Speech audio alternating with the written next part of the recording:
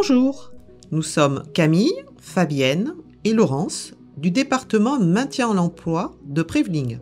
Nous allons faire le point sur les différentes formes de handicap. Handicap, un seul mot pour une multitude de situations. Diabète, Sclérose en plaques, autisme, cancer, dyslexie, lombalgie, épilepsie, allergie, dépression. surdité. Toutes ces maladies peuvent présenter un handicap à partir du moment où la maladie a un impact sur la vie professionnelle. Il existe 6 catégories de handicap.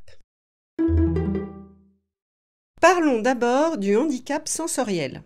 Nos 5 sens sont la vue, l'odorat, le toucher, le goût et l'audition.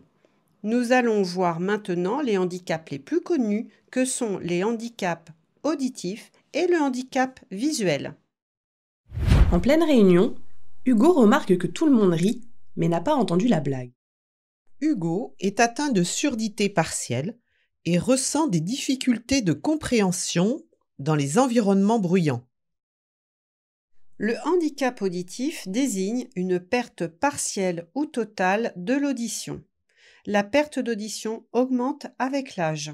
Si le handicap auditif n'est pas compensé d'une façon ou d'une autre, il peut créer une situation d'isolement ou des difficultés à communiquer avec son environnement personnel et professionnel. Julie ajuste l'écran de son ordinateur avec soin, augmente les contrastes et la taille du texte avant de reprendre son rapport. Julie est atteinte d'un glaucome entraînant une basse vision.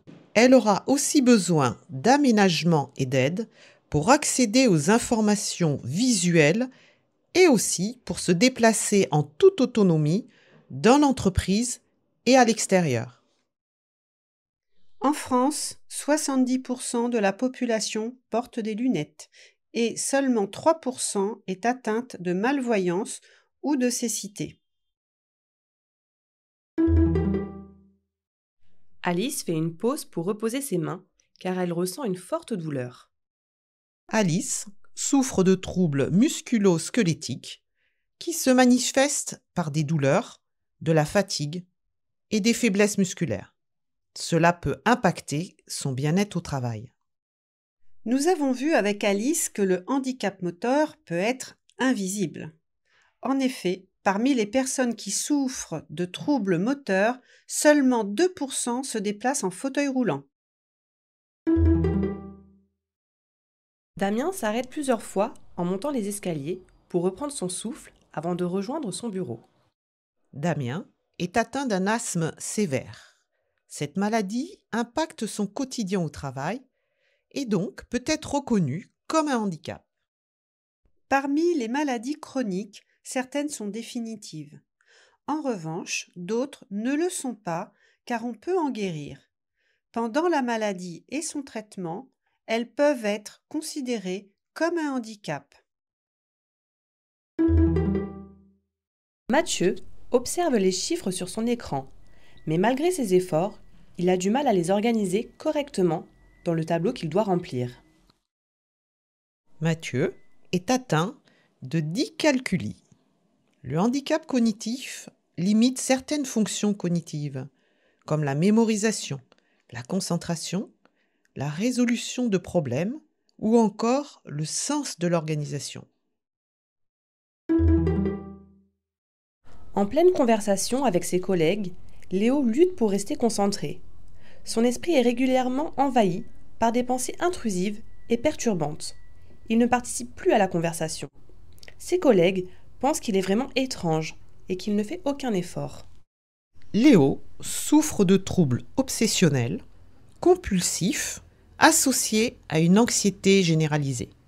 Le handicap psychique découle d'une pathologie mentale entraînant des troubles affectifs, émotionnels ou du comportement. Cela va impacter la gestion des émotions et la qualité du lien social avec ses collègues. La 6e famille est le handicap mental, différent du handicap psychique. Le handicap mental est un retard du développement mental avec une insuffisance des fonctions cognitives et du langage. Ce handicap limite l'autonomie de la personne et sa capacité à s'adapter dans son environnement professionnel. Les interlocuteurs du handicap dans l'entreprise, le référent handicap dans les entreprises de plus de 250 salariés, le médecin du travail et son équipe pluridisciplinaire, et le département maintien dans l'emploi de Préveling, composé des assistants sociaux et des psychologues du travail. Le handicap est l'affaire de tous, de la personne concernée, de ses collègues pour l'accueillir avec bienveillance et de l'employeur pour son maintien dans l'emploi. La compensation du handicap et l'environnement adapté vont permettre d'améliorer le bien-être des personnes en situation de handicap. Maintenant, vous en savez plus sur le handicap. Merci de votre attention.